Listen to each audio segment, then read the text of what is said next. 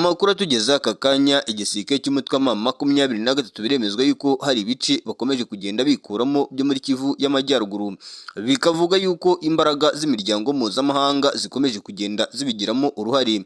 Amakuru kandi agakomeza kugenda avuga yuko mu rwego rw'uko ngo M23 hari amakuru bavumbuye cyangwa se hari amakuru bamenye yuko igisirikare cya Repubulika Demokarasi ya Kongo ndetse kandi n'abafatanyabikorwa babo bashobora kuba bari gutegura ibitero bikomeye bya drone ndetse kandi n'izindi ndege z'intambara ziganjemo Sukhoi 25 muri no misozi strategique ya Walikale yoroshye cyane gukoreshamo indege za drone ndetse kandi n'indege za Sukhoi. Biri kuvuga yuko ariyo mpamvu uruhande rw'igisirikare cy'umutwe wa M23 baba bari gukora abasirikare babo mu bice byinshi bitandukanye.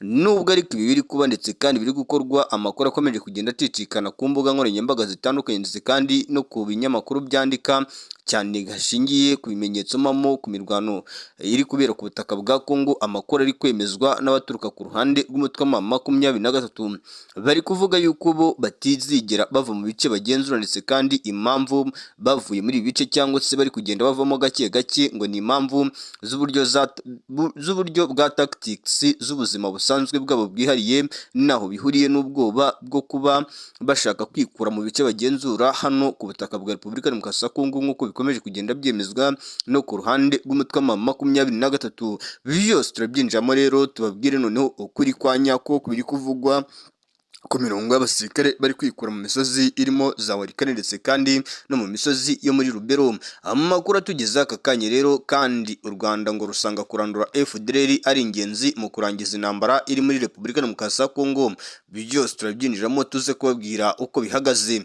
Turaza kwikoza kandi ku ruhande rw'imisozi itandukanye muri teritwari ya Masisi haravugwa icyitwa Wazalendo zikomeze guca ibintu mu misozi ya za Kimoka hafi ya parike ya Virunga. Ni mu gihe kandi turi buze kugaruka kandi mu misozi itandukanye yo muri Minembwe tubabwire drone zikomeje kuba akaga ndetse kandi zikagira uruhare mu mfu z'abaturage bakomeje guhitanwa n'izi drone zikomeje kugaragara muri Sud Kivu nk'uko amakuru akomeje kugenda byemezwa ndetse kandi nk'uko bikomeje kugenda bitugeraho. Amakuru adasanzwe kandi akomeje kugenda tugera aka kanya, turagaruka ku ishyaka rya CNDD-FDD, turagaruka kuri FDNB mu gihugu cy'u Burundi tubabwire uko bihagaze. Ni igihugu cy'u Burundi ubwacyo gikomeje kwemeza yuko akaboko karekare bafite ku ntambara iri kubera ku butaka bwa Kongo bakomeje kugenda bakongera muri rusange. N'amakuru yizewe neza 100%, ni byinshi bikomeje kugenda bitugeraho ndetse kandi byizewe neza 100% nk'uko amakuru mamo akomeje kugenda aturuka muri iki gihugu. Ibintu bikomeje kuba bibikendetse kandi ibintu bikomeje kuzamba no guhindura isura. Turaza kugaruka kuri FDNB, igisirikare cy'u Burundi bivuga yuko hari abasirikare bari gutorezwa hafi neza mu kigo cya gisirikare cy'ahitwa Bururi, bikavuga yuko ari umugambi ukomeye cyane uruhande rw'igisirikare cya Repubulika Iharanira Demokarasi ya Kongo mu gusapotinga cyane mu gufatanya bya hafi cyane n'igisirikare cy'u Burundi, kuko bivuga yuko iki kigo cya gisirikare ari gutorezwamo n'abasirikare b'Abarundi ndetse kandi n'abasirikare ba FARDC. Amakuru kandi aturuka muri iki gihugu cy'u Burundi biravuga yuko hari abandi basirikare bashobora kuba bari gutegurwa mu ishusho fatizo cyane bagiye kwerekezwa mu misozi yo muri Kivu Majyepfo, Kivu y'Amajyaruguru mu rwego rwo guhangana n'uruhande rw'icyama cy'umutwe wa M23. Twihuse cyane rero ndagira ngo dutangire muri situation ikomeje kuba mbi cyane mu misozi myinshi itandukanye. Agasozi kitwa Kimoka karavugwamo icyitwa Wazalendo ndetse kandi na FDLR bakomeje guturuka muri parike ya Virunga bakinjira mu misozi yo muri teritwari ya Masisi, cyane cyane imisozi irimo Kimoka, Bihambwe ndetse kandi n'ahandi hatandukanye. Bikavuga yuko aba Wazalendo bari kwinjira muri ibice rero bagateza akaga gakomeye cyane mu bice baherereye ibice M23 iherereyemo. Bikavuga yuko kandi ibi byavuzwe n'uruhande rw'umutwe wa M23 nyuma yuko bemeje yuko hari abasirikare b'Abazalendo ndetse kandi n'aba FDLR bafatiwe mu misozi yo muri Kimoka.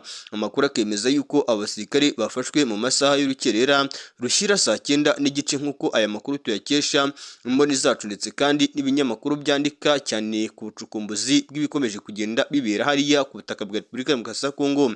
Nshuti bavanywe rero ibintu bikomeje kugenda bihindura isoni ndetse kandi ibintu bikomeje no kugenda bikomera cyane uko umunsi ugenda uzaza undi. Amakuru akavuga yuko uruhande rw'igisirikare cy'umutwe wa M23 bahangayikishijwe bikomeye nuko igisirikare cya Repubulika Demokarasi ya Kongo ari abasirikare babo bakomeje kugenda binjira mu misozi yo muri Kivu y'Amajyepfo ndetse kandi no muri Kivu y'Amajyaruguru, bakaza bagateza akaga ndetse kandi n'ibibazo mu bice uyu mutwe ugenzura. Amakuru kandi aremezwa yuko uretse iyi misozi ya Kimoka ahubwo n'imisozi yegereye ahitwa za Mweso, biravuga yuko ari abasirikare ba FARDC Wazalendo bari guturuka mu misozi yegereye za Burayi, Meti ndetse kandi n'ahandi hatandukanye bakinjira mu misozi ya za Kishanga, Mweso n'ahandi hatandukanye mu byerekezo byegereye muri Walikale.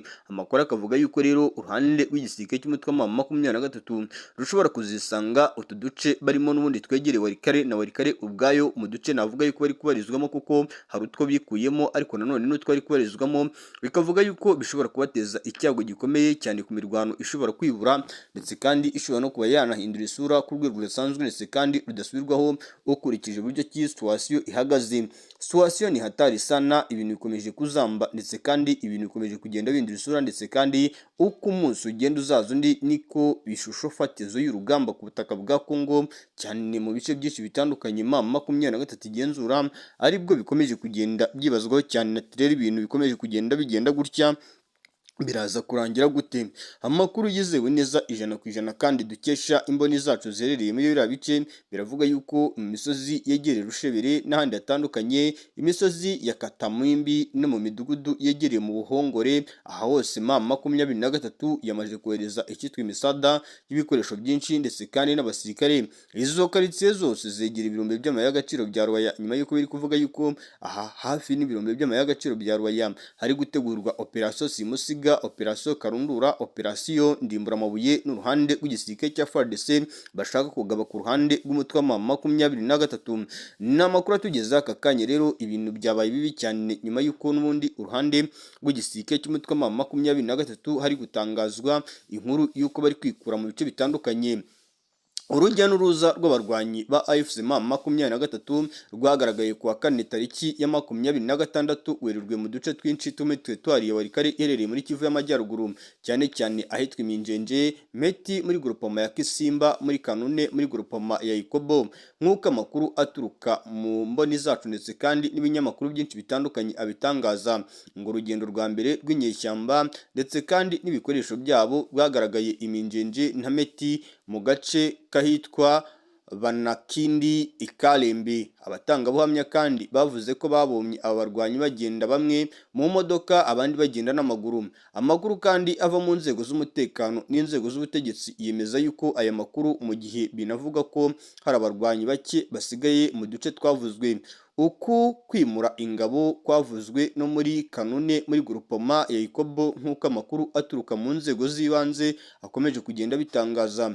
Ni umutekano kandi uvugwa yuko ntacyo urahungabanywaho mu gihe M23 yavuye mu bice bitandukanye. Hakanavuga yuko kandi no mu misozi myinshi itandukanye cyane cyane nko mu bice bya za Miliki mu gace kegeranye na Rubero aho AFC M23 naho yahereye ivana ingabo mu bice bimwe mu minsi ishize. Bikavuga yuko rero ibintu bikomeje kugenda biteza akaga ndetse kandi binibazwaho cyane. Benshi baravuga bati rero ni igitutu cya Leta z'Ubumwe za Amerika, abandi bati ni igitutu cya Loni n'indi muryango mpuzamahanga cyangwa se ibihugu bikomeye n'ibindi bitandukanye byakomeje kugenda bigaragaza inkeke n'ibibazo bitandukanye, bavuga yuko ngo umutwe wa M23 mu gihe waba ukomeje kugenda wigarurira ibice byinshi bitandukanye bizakomeza guteza intambara ikomeye ku butaka bwa Repubulika ya Kongo. Ariko benshi baribaza bati niba koko M23 iramutse ivuye mu bice igenzura nicyo kizatuma umutekano ku butaka bwa Repubulika ya Kongo uboneka. Ahangaha ushyiraho akabazo, ibyo bintu tugomba kubyinjamo neza tukabisesengura tukabitongomora